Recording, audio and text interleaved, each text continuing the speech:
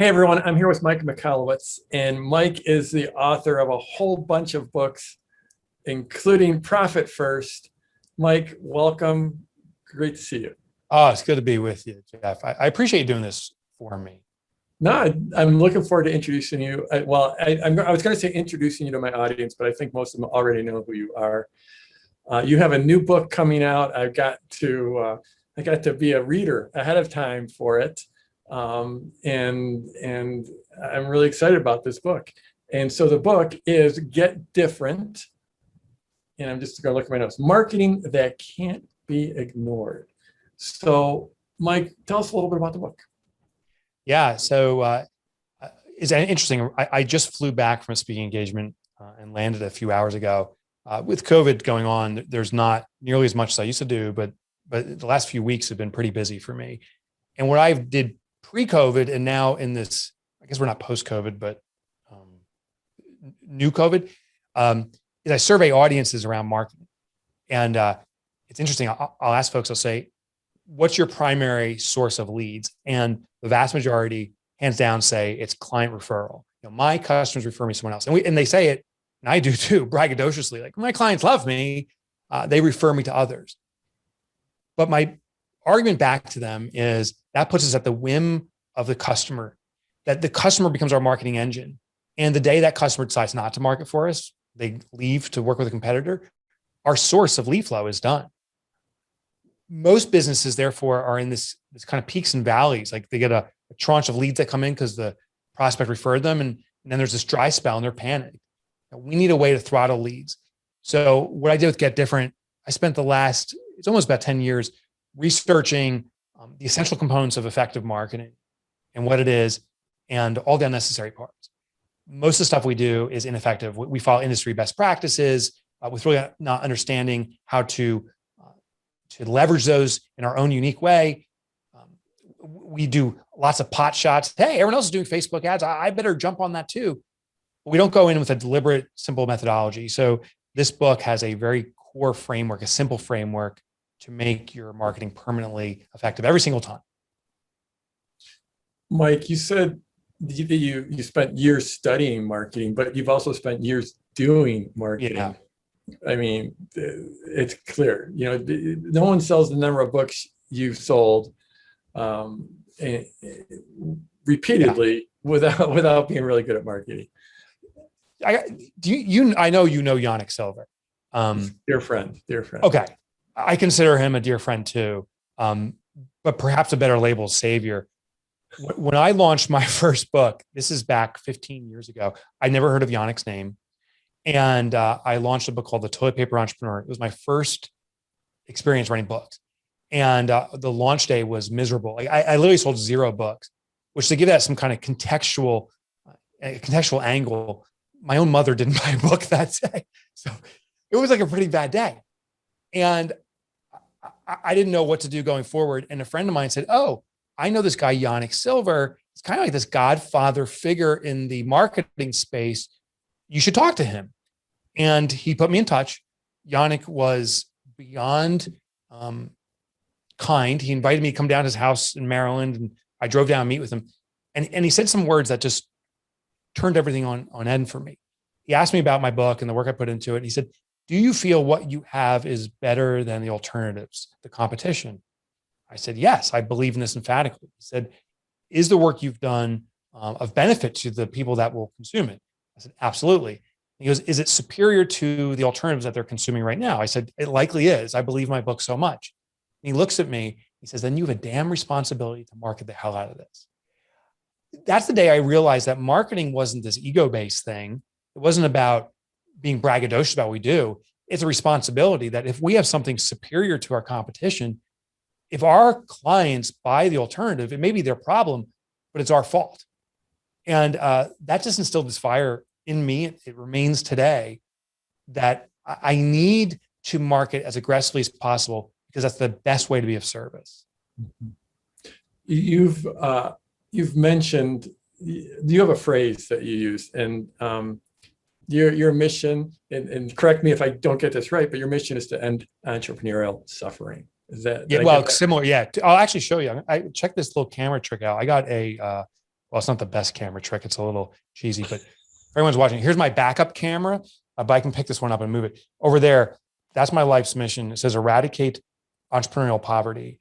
And I have posted here at this office. I have it in my home office. I have it in another location I go to. And I wake up to it. I touch it, kind of like going into a football game where they touch the stone.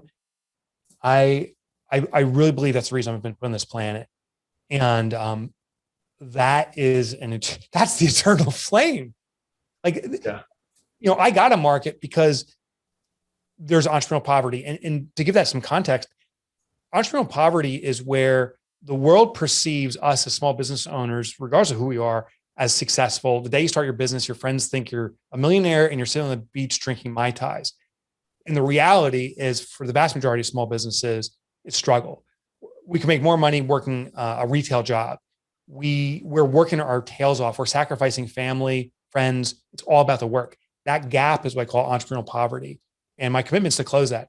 I know entrepreneurs can and do change this world. If entrepreneurs are successful, everything comes into alignment with that. And that's why I'm so energized around that. Mm. So Profit First, which I have not read, but I know many people have told me about it. And that's almost like an operational manual, a financial operational manual. Now you're shifting to marketing with this book, which is, it seems like your first love in terms of business. Yeah. What are those three things, those three factors that you mentioned? So all my work is based upon behavioral principles. So just to rewind real quick to Profit First, is the realization that we have these things called behavioral intercepts.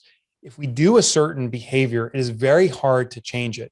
Like if I don't exercise, it's very hard to start saying, I'm going to exercise every day now and then actually pull it off. That happens every New Year's. People say they're going to do it, and then within a month they're not. But we can set up intercepts, which means continue an existing behavior, actually encourage it, but put something in there that intercepts that behavior and now channels it to the outcome you want. So for fitness, for example, one thing I did is I work out regularly now. I used to not. What I did about 7 years ago is I started putting my sneakers on the toilet seat in my house. So when I wake up in the morning, the first thing I was doing in my behavioral pattern was going to the bathroom. Now I got to grab the sneakers, they're in my hand, put them on, and I'm off to the gym. It starts the positive momentum. Profit First is the same system. Most entrepreneurs log into their bank accounts. So it's a system that intercepts your spending habits at the bank account level. Well, when it comes to marketing, I found that there's three elements that triggers the behavior of the prospect. And the three elements form a nice little simple acronym called DAD, D-A-D. The first element is to differentiate. We are wired, you and I, all of humanity, that when something different presents itself, we consider it. We have to. So how our brain works is if a threat presents itself, self-preservation, we evaluate it. So if there's someone that has a gun and comes into a room, we will notice. It gets attention. It's very bad marketing because it's a threat, but it gets an attention getter. The second technique is opportunity. Opportunity always builds awareness too. If you and I were meeting, say, hey, Jeff, I'd love to spend an hour with you, and I put $1 million of cash on the table, you will notice that. But I also put ourselves at risk here, or I put myself at risk, because you may say, well, thanks for the $1 million, Mike. I'm not interested. Now I've put myself out in a way that I can't afford to recover. But there's a third way of garnering attention every single time, and it's different. When something unexpected presents itself, our mind is wired. We must evaluate it because we don't know if it's an opportunity or threat, and our mind tries to sort that out.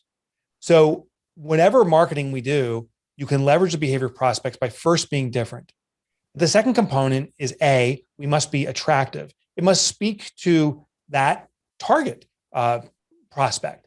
It must speak to their needs, their interests, their desires in the moment, curiosity, entertainment, whatever it is, but it must be speaking their language.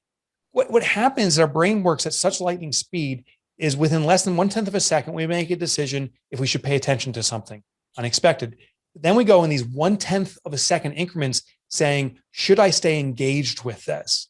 So you have to show a very compelling argument why the prospect should be engaged. And if they're having fun, or this is something that speaks to the heart of their desires, now you're going to have them engaged but only for a period of time. Then you move to the last D, which stands for direct.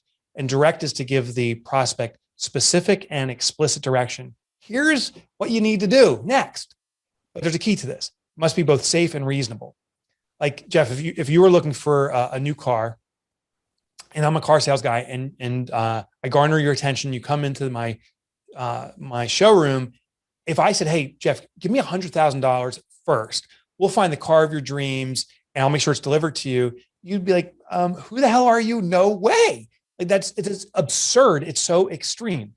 So I need to ask something that's reasonable for you to feel safe. But I also need to ask something that matriculates us or moves us toward the transaction as fast as possible. So there's a balance here.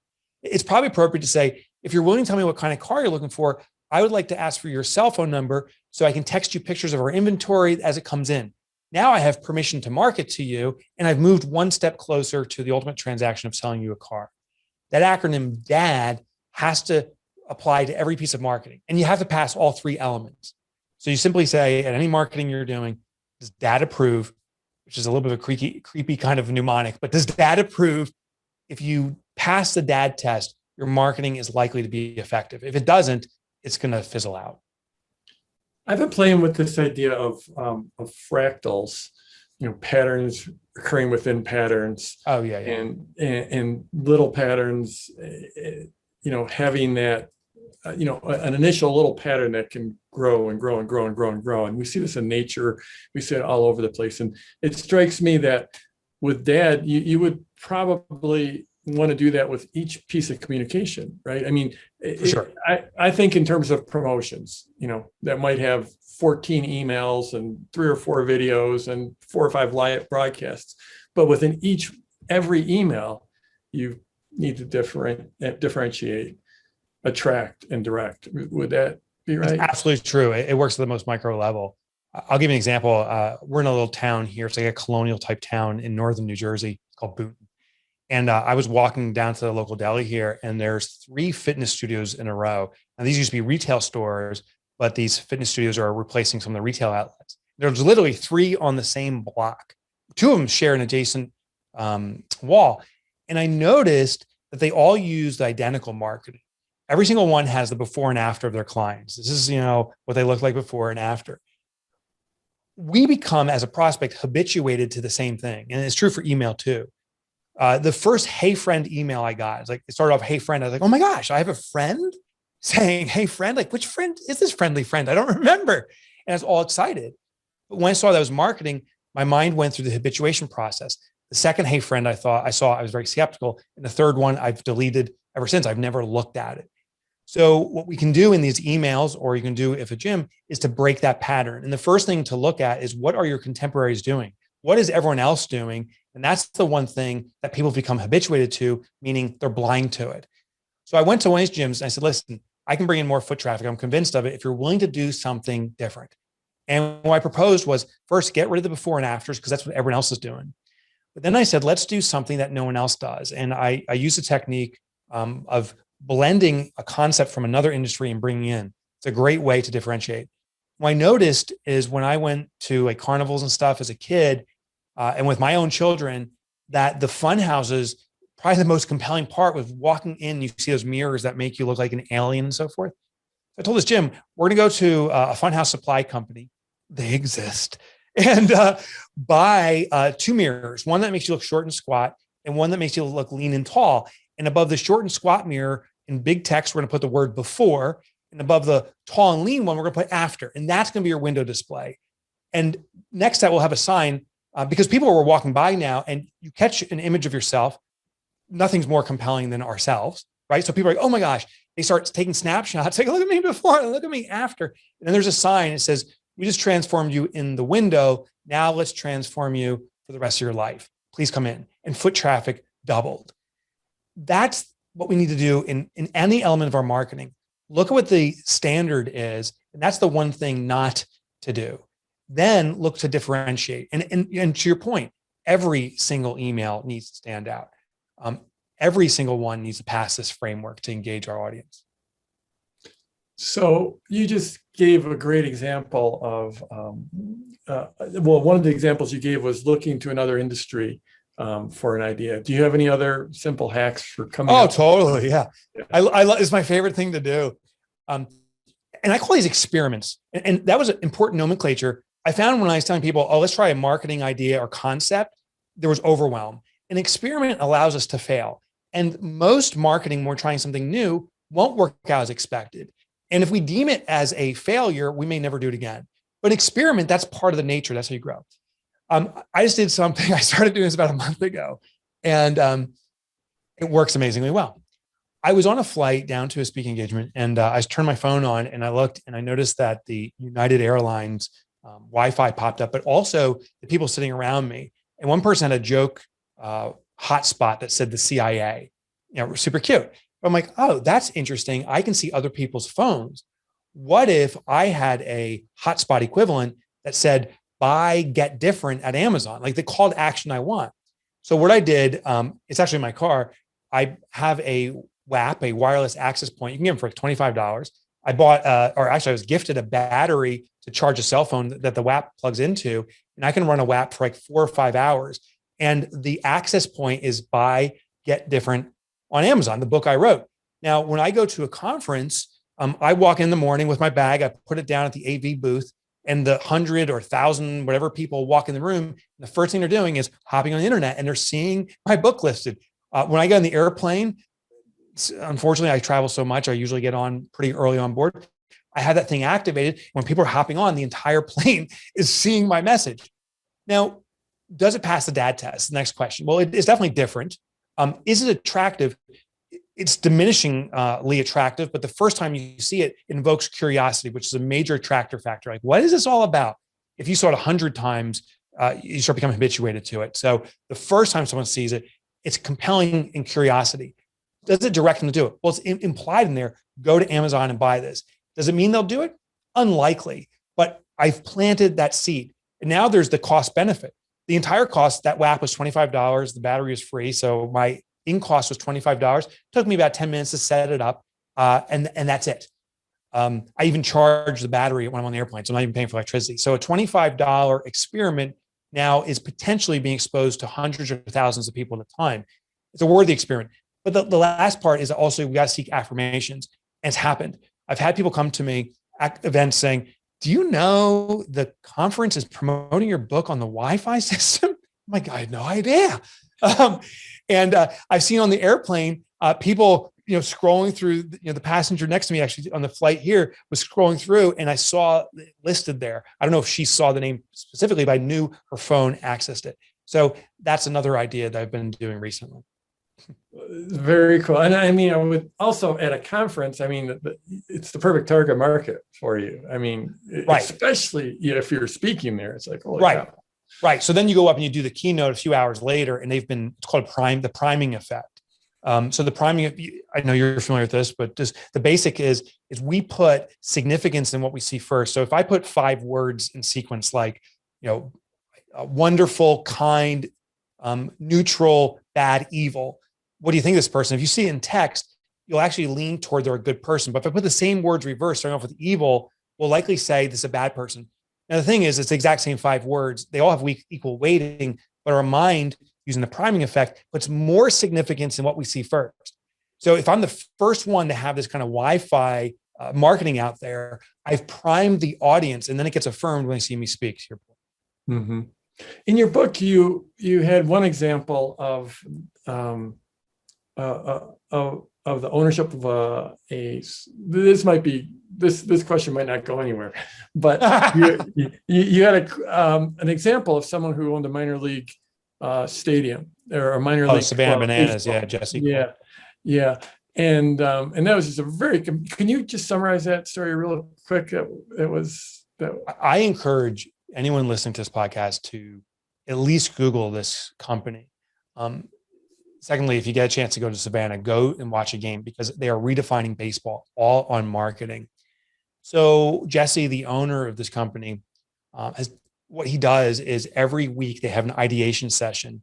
Every employee at the company, they have about 100 now. It started off as just him and his wife, just to give you some context. And to put a little punch into the story, they do millions of dollars in revenue, where the typical minor league baseball team is lucky to do like 10 or 20,000 a year. They have sold out events, 5,000 people in the stands, minor leagues, where their contemporaries have about 100 people in the stands. It's the Harlem Globetrotters for baseball. And what they do is every week they say, what are our newest marketing ideas? And everyone has equal footing. In the book, I share a story of an intern. His name was Austin. And at one meeting, he raised his hand and he said, when people buy tickets, it's their nature, their process to call every single customer to thank them for getting tickets. He said, what if we leave a rap message? Like, what if we rap to them our thank you? And Jesse said, great, we're doing it. And that was it. Like, there was no conversation, no tweaking. Great, we're doing it. But he also assigned it back to that intern and said, you have 24 hours to implement. What I thought was so fascinating was Jesse's figured out the key to implementing different ideas, and it's actually doing them immediately. As time goes on, we actually build resistance. The fear factor comes in. How customers respond to a rap. What if we embarrass ourselves? I'm too frightened to do this. I ain't doing it. So he, at the max, gives you 24 hours to do it. And within 24 hours, this kid's doing raps. The funny thing is he retorted back to Jesse. He's like, I have 24 hours. I don't know how to rap. I suck at rapping. And Jesse goes, great. You're Austin, the awkward rapper. Get to it. And he sent me subsequently a video of this kid, and he's bad. He's at my level of rapping. It's pretty horrid. And the customers loved it. People sent rap messages back. Some people posted the recording on Instagram and Facebook, and the word got out. It was something new and different. It was attractive. And the direction in this case is simply rapport building. A direction doesn't always have to be get them to that buy button. Sometimes the direction simply is, we want to show you I like you. And reciprocity is triggered and they like you back. And that's what he was trying to employ here. And he did. So your book is just out. And I think when people watch this, when we put it out, it's just going to be brand new out into the world. Could you just tell people how to get the book? And first of all, how to get the book, and then just, I know what it's like to put a book out in the world. I know it's a huge amount of effort. I haven't done it as many times as you have, but I know the amount of effort. And what is in this stepping out moment of releasing this baby that you've been working on for a very long time? Yeah. I mean, I looked at it, 6 months ago or a year ago or whatever. It's a big process. And so what are your hopes and dreams for this book? What would you like to see happen with this book? Yeah. So the site to go to get the book is gogetdifferent.com. So go getdifferent.com.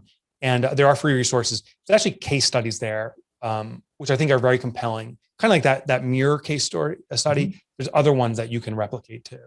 I have, I think it's 50 or 100 ideas. I don't recall how many I put in there, but it's at least 50 ideas that you can implement at a snap of the fingers. How to do an invisible ink email. I actually have about 20 email ideas that I think are really distinct. My hope is I want to be the great equalizer for the underdog entrepreneur. That's who I'm the fan of. I feel I'm an underdog entrepreneur. I've gone through the struggles. I've lost a home trying to build a business because of my own idiocy, honestly. But a lot of underdog entrepreneurs have unfair footing. We don't have venture capital. We don't have cash, but we do have our mind.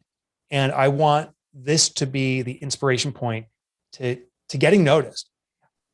I also realize most small businesses are superior to the larger alternatives. It's just the nature of small business. We're more nimble. The owner's directly involved. So there's more care. These larger companies, it's just a job for many people.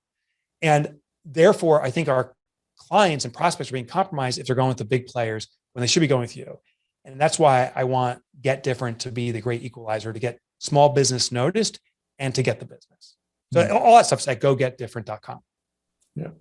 It's interesting because I think it's also easier for the small businesses. We're just more nimble. I mean, there's benefits and there's negatives. I mean, positives, negatives. But one of the positives is we can just turn a lot quicker. We can be different. It's so much easier. The illustration I've been using at my presentations, actually, I've been talking about the tsunami of change that's afoot. I researched every recession back to the Great Depression of 1929 and looking at the trends. Actually, if you're interested in it, and it's it's pretty heavy, but Ray Dalio has a whole study on this. And so I was looking at the charts and stuff, and at least for me, admittedly, there's always a bias in my head, but I only saw one common denominator that turned the economy. And it wasn't, government policy. It wasn't big companies. It was micro business. It was small enterprises that collectively stood up, and some of them became the big names 5 years later. So Google and Amazon and Microsoft and even Procter and Gamble of yesteryear, who's still around, came out of recessions. To your point, Disney, yeah, Disney too. Yeah. And to your point, the big companies, if there's a tsunami rolling through the ocean here, the big companies, Amazon and friends, are on tanker ships. Their job is just to try to roll over these waves, not catch them. But the little guys, we're on jet skis. We can turn this puppy around and we can catch this wave and we can ride it all the way in. And that's what I'm hoping we do out of what's going on now. We're in a very weird economic time. To me, this is turmoil. There's beautiful moments and there's horrible moments. There's the skyrocketing of Wall Street with the collapse of Main Street. It doesn't make much sense. And therefore, I think big things are coming, but I think it's also a big opportunity for small business. Mm-hmm. Just use our jet skis, turn accordingly. Mike, thanks so much for coming on with us. I really appreciate it. For everyone out there, we'll put a link down below. But the website was, give it one more time. I think I know what it is, but I want you to get it right. Yeah, I love it. It's gogetdifferent.com. Gogetdifferent.com. So we'll put a link down below. Thanks so much, Mike. Really, always a joy to talk to you. Jeff, a pleasure. Thank you.